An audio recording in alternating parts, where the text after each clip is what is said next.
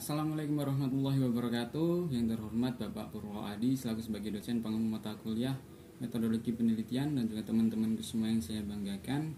Perkenalkan, nama saya Fakhrul Rizal dengan NIM 1911100002453. Di sini saya akan mempresentasikan mengenai proposal skripsi yang berguna untuk memenuhi tugas akhir semester Gasol tahun 2021-2022 dengan judul Pengaruh kepemimpinan transformasional, kompensasi dan motivasi kerja terhadap loyalitas kerja karyawan pada PT Sabto Argo Perkasa.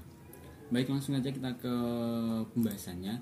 Mengenai latar belakang masalah kenapa saya tertarik dengan melakukan penelitian di PT Sabto Argo Perkasa ini, kita mulai dari PT Sabto Argo Perkasa terlebih dahulu.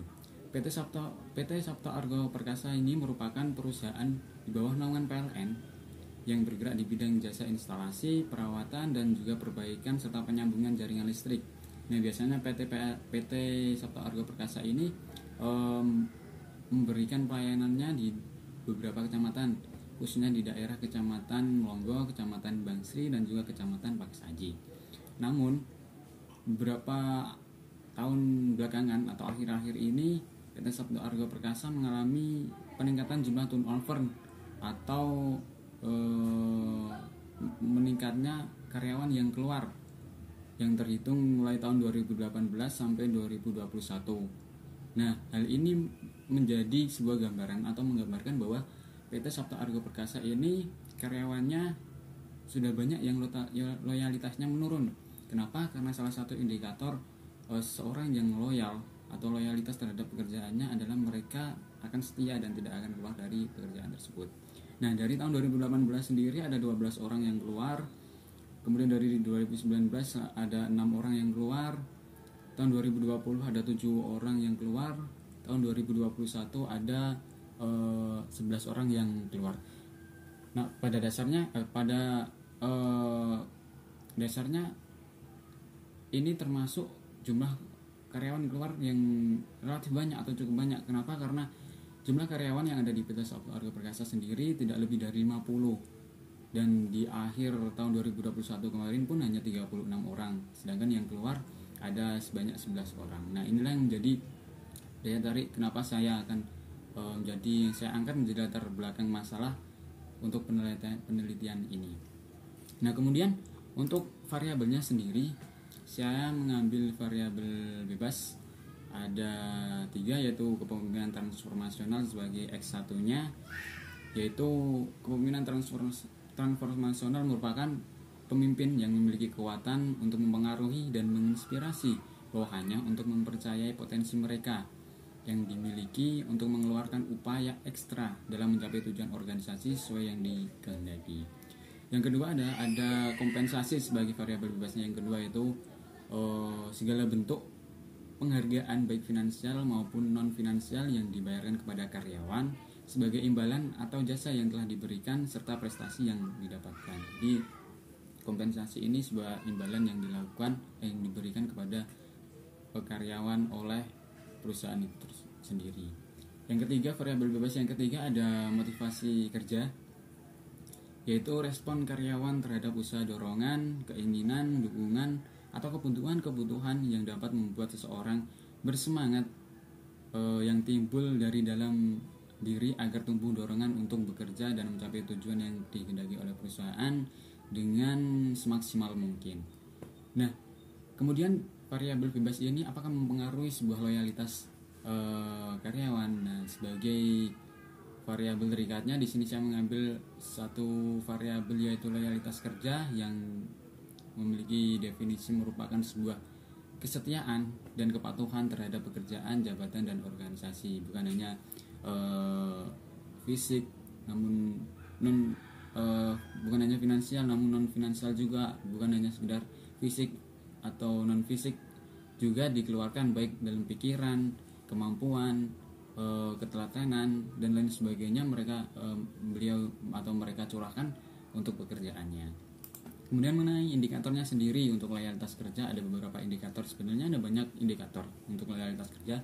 Di sini saya mengambil 4 indikatornya sebagai sampelnya, yaitu yang pertama ada tetap bertahan dalam organisasi. Jadi Setiap karyawan yang memiliki loyalitas kerja yang tinggi, jarang atau bahkan mereka tidak ada keinginan untuk keluar dari perusahaan tersebut. Mereka yang ada di benak mereka, yang ada di hati mereka adalah mereka ingin bertahan di dalam organisasi tersebut, di dalam perusahaan tersebut.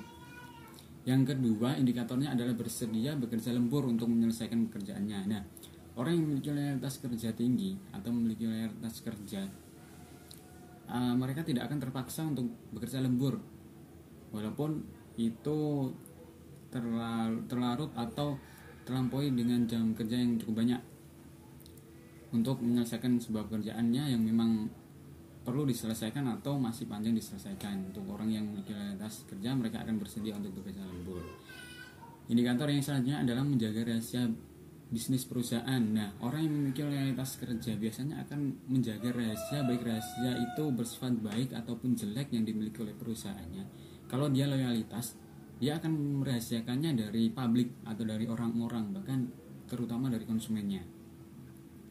Yang keempat ada menaati peraturan tanpa perlu pengawasan yang ketat. Nah, untuk orang yang loyalitasnya kerja tinggi akan bekerja dengan semaksimal mungkin agar akan bekerja tanpa paksaan, akan bekerja tanpa harus diawasi dengan ketat, karena dia akan mencurahkan segala kemampuan yang mereka miliki, baik skill, pemikiran ataupun yang lain sebagainya. Kemudian indikator yang kedua mengenai kepemimpinan transformasional. Indikator yang pertama yaitu ada karisma, merupakan pesona daya tarik pribadi yang berkontribusi terhadap kemampuan luar biasa untuk membuat orang lain mendukung visi dan misi serta mempromosikannya dengan bersemangat. Kemudian yang kedua ada indikator motivasi, menggambarkan kepemimpinan yang bergairah dalam mengkomunikasikan masa depan organisasi yang idealis. Jadi kepemimpinan transformasional sebagian dari motivasi adalah mereka pemimpin yang mampu memberikan pengaruh atau memberikan daya semangat, dorongan kepada karyawannya untuk mencapai suatu masa depan yang lebih cerah atau lebih baik dengan memberikan gambaran sebuah visi misi yang jelas. Kemudian indikator yang selanjutnya adalah stimulasi.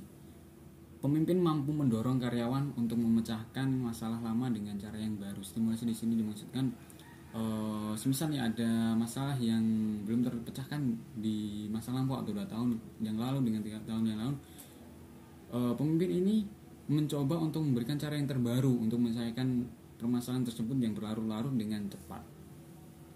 Kemudian indikator yang selanjutnya adalah perhatian yang individual. Nah, pimpinan selalu memberikan karyawannya perlakuan secara individual, melatih dan menasihati.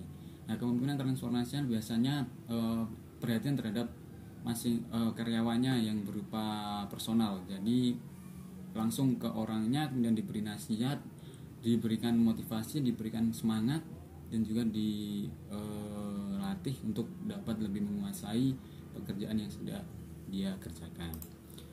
Kemudian indikator yang selanjutnya adalah mengenai kompensasi.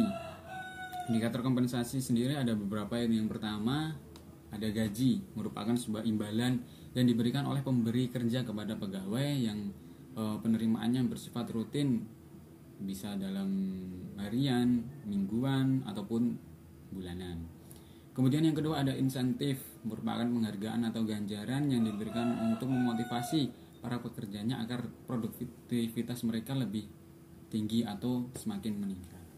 Kemudian ada bonus, yaitu pembayaran sekaligus yang diberikan karena memenuhi sasaran kinerja. Jadi bonus ini biasanya diberikan ketika ada target yang diberikan kepada karyawan. Mereka akan diiming-imingi sebuah bonus yang bertujuan untuk pencapaian sebuah target sesuai dengan jangka waktu yang ditentukan.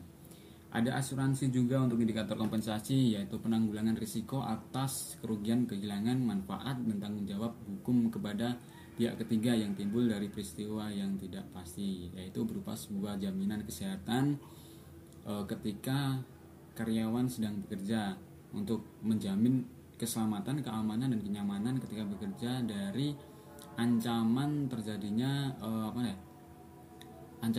kecelakaan kerja. Yang selanjutnya ada indikator tentang upah, yaitu pembayaran yang diberikan kepada pegawai dengan lamanya jam kerja. Indikator yang selanjutnya ada premi, yaitu sesuatu yang diberikan sebagai hadiah atau derma atau sesuatu yang dibayarkan ekstra sebagai pendorong atau perancang atau sesuatu pembayaran tambahan. Nah, di atas pembayaran normal atau di luar pembayaran normal. Nah, premi ini dapat dikatakan seperti bonus. Contohnya ketika premi ini akan diberikan ketika orang karyawan, contohnya ada salah satu contoh yaitu premi ini akan diberikan kepada salah satu karyawan yang bekerja full tanpa absen selama 1 bulan, diberikan sekian. Nah, itu bisa disebut sebagai premi. Kemudian indikator mengenai motivasi kerja atau indikator tentang variabel base yang ketiga, yaitu ada yang pertama pendidikan. Pendidikan sendiri merupakan pendidikan yang harus dimiliki oleh seorang karyawan. Pendidikan minimum yang disyaratkan meliputi pendidikan yang disyaratkan dan pendidikan alternatif. Kemudian ada indikator yang selanjutnya adalah pengetahuan kerja, yaitu pengetahuan kerja sebelum ditempatkan dan yang baru diperoleh pada waktu karyawan tersebut bekerja dalam pekerjaan tersebut. Jadi pengetahuan kerja ini dilihat dari sebelum dia bekerja sudah memiliki pengalaman sebagai atau pengetahuan mengenai apa sih. Kemudian ketika bekerja sudah bertambah pengetahuan tentang bagaimana sih, baik dalam memecahkan masalah yang ada di sana ataupun untuk mencapai suatu target dengan cara-cara mereka sendiri.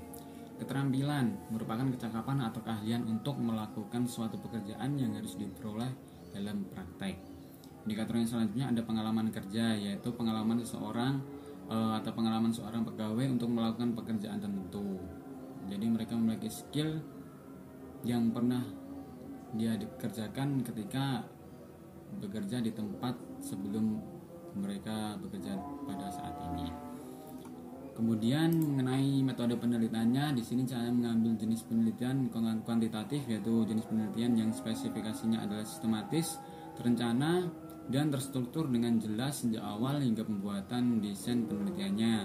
Saya mengambil objeknya atau objek penelitiannya di PT Sabto Argo Perkasa, yaitu di Desa Sekuro. Untuk sampelnya saya mengambil sebanyak 36 orang, atau saya mengambil sampel jenuh, yaitu mengambil semua orang yang ada di sana, mengambil semua sampel secara keseluruhan yang ada di objeknya sebagai sampel penelitiannya. Karena sampel jenuh ini berlaku apabila sampel yang ada di dalam atau yang akan digunakan ini kurang dari 100 orang. Nah, di sini saya mengambil di PT Sabto Argo Perkasa sebanyak 36 orang karyawan atau semua karyawan yang ada di sana. Ini adalah jumlah karyawan terakhir pada tahun 2021 kemarin setelah adanya turnover atau karyawan yang keluar. Nah, itulah mengenai proposal skripsi saya dengan judul pengaruh kepemimpinan transformasional, kompensasi dan motivasi kerja terhadap loyalitas kerja karyawan pada PT Sabto Argo Perkasa, guna untuk memenuhi tugas akhir semester Gasal tahun 2021-2022, mata kuliah metodologi penelitian yang diampu oleh Bapak Puryo Adi. Kurang lebihnya saya mohon maaf apabila ada kata-kata yang kurang jelas atau ada kata-kata yang tidak pas, ada presentasi yang kurang atau yang menyinggung agen semuanya. Saya mohon maaf sebesar-besarnya dan saya berterima kasih atas perhatiannya. Kurang lebihnya saya mohon maaf sekali lagi dan saya undur diri. Wassalamualaikum warahmatullahi wabarakatuh.